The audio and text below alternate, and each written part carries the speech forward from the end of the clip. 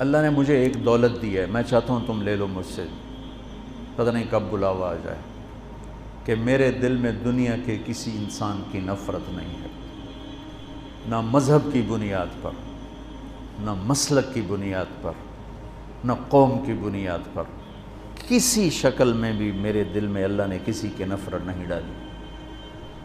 مجھے شراب سے نفرت ہے، شرابی سے نہیں، زنا سے نفرت ہے، زانی سے نہیں، جھوٹ سے نفرت ہے، جھوٹے سے نہیں، مجھے غلط عقائد سے نفرت ہے، غلط عقیدے والے سے نہیں۔ بغض للہ، البغض للہ، جس کو کہتے ہیں البغض للہ،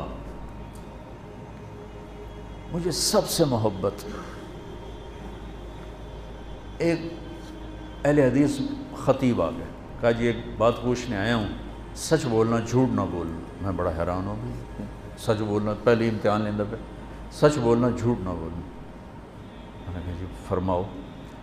کہا ہمارا بیان ہوتا ہے، ہم اشتہار لگاتے ہیں، بندہ ہی کوئی نہیں آمدہ، تیرا اشتہار بھی نہیں ہوتا، جا نہیں لبدی، تو نے کوئی وظیفہ پڑھا ہوا ہے؟ وہ وظیفہ پوچھنے آیا ہوں، وہ وظیفہ بتاؤ۔ میں نے کہا نہیں میرے پاس تو کوئی وظیفہ نہیں۔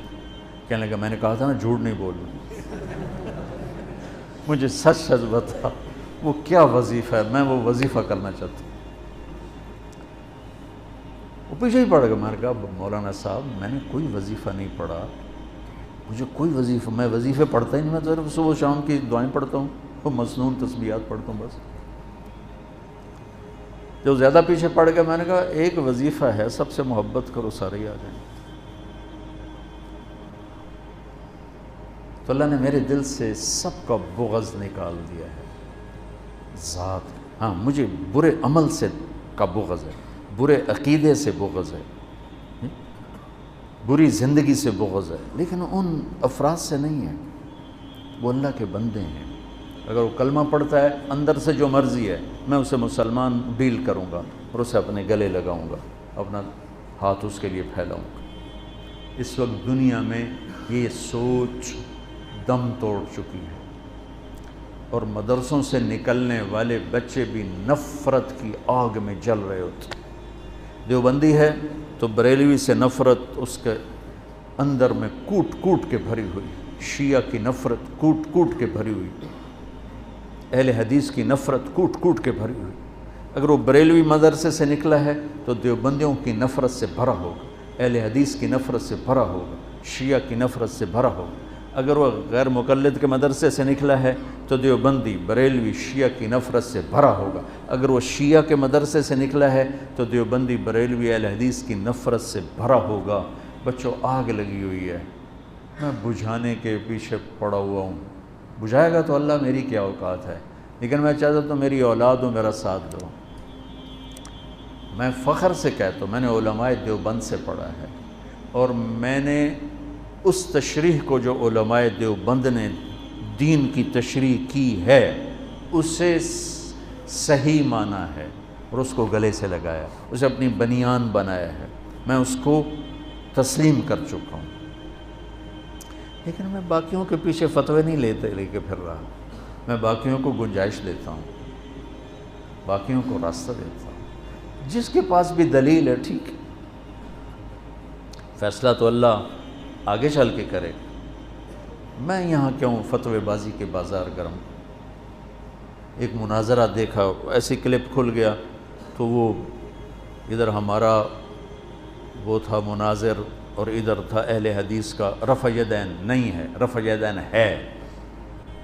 اتنا دکھ ہوا، اتنا درد ہوا کہ یہ احمق کس دنیا میں رہتے ہیں کہ امت اسلام چھوڑنے تک پہنچ چکی، یہ رفع یدین پہ لڑ، جس کے کرنے نہ کرنے سے نہ جنت کا فیصلہ نہ جہنم کا فیصلہ۔ تو بچوں یہ چند ضروری باتیں تھیں جو آپ کی خدمت میں پیش کرنی تھیں۔ آپ شہید کربلا اور یزید یہ کتاب آپ ضرور پڑھیں، تاکہ ابھی آپ کا ابتدائی سفر ہے تو آپ کا ذہن صاف ہو جائے، ایسی کوئی ادھر ادھر کے احمقانہ مواد پڑھ کے آپ کا ذہن نہ ڈول جائے۔ ہم صحابہ کو بھی ان کا مقام دیتے ہیں، کُلًا وعد اللہ الحسنى، اور اہل بیت کو ان کا مقام دیتے ہیں کہ اللہ تعالیٰ نے کہا انما یرید اللہ لیذھب عنکم الرجس اہل البیت ویطہرکم تطہیرا۔ تو میں نے ایک چھوٹی سی کاوش کی ہے، دعا فرمائے اللہ اسے قبول کرے، کہ ایک کتاب لکھوائی ہے۔ کتنے صفحے کی؟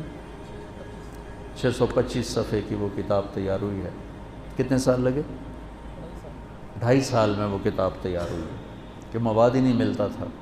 میں کہا شاید ہم یہ جب اللہ مجھے بلائے تو میں اللہ اس کے رسول کو یہ تحفہ پیش کروں کہ آپ کی اولاد کے لیے میں یہ نذرانہ لایا ہوں، اور تو میرے پاس کچھ ہے نہیں، آپ کے در کا مراسی بن کے مرنا چاہتا ہوں، آپ کی اولاد کے تذکرے کرتے کرتے مرنا چاہتا ہوں، ان کی محبت اور عشق میں مرنا چاہتا ہوں۔ امام شافعی نے کیا کہا تھا؟ لو کان الرفض حب آل محمد فلیشہد الثقلان انی رافض۔ اگر اہل بیت کی محبت کا نام ہے شیعہ ہونا تو سن لو میں بھی شیعہ ہوں۔ اگر اہل بیت کی محبت کا نام ہے شیعہ ہونا تو پھر ساری دنیا سن لے میں بھی شیعہ ہوں۔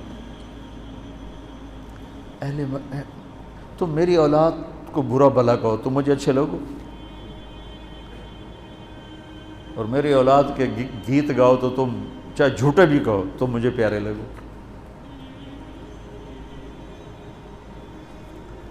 تذکری ہمارے کو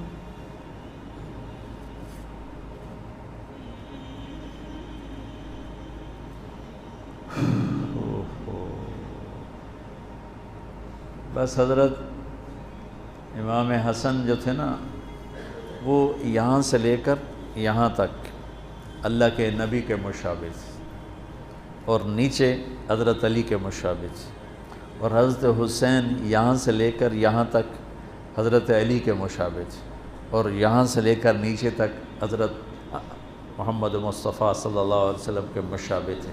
اس مشابہت کی وجہ سے اللہ کے نبی فرمایا کرتے تھے حسن میرا بیٹا ہے اور حسین علی کا بیٹا ہے۔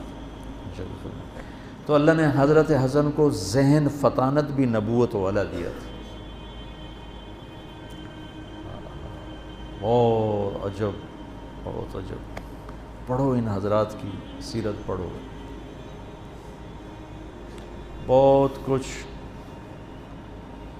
اللہ نے مجھے موقع، جب میں کبھی پڑھتا تھا مجھے اللہ نے خوب موقع دیا، اور میں نے یہ چیپٹر کافی محنت کے ساتھ پڑھا، بہت سے خلجان پیدا ہوتے تھے، تو پھر اللہ نے فضل فرمایا،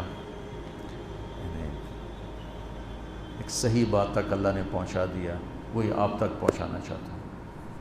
السلام علیکم۔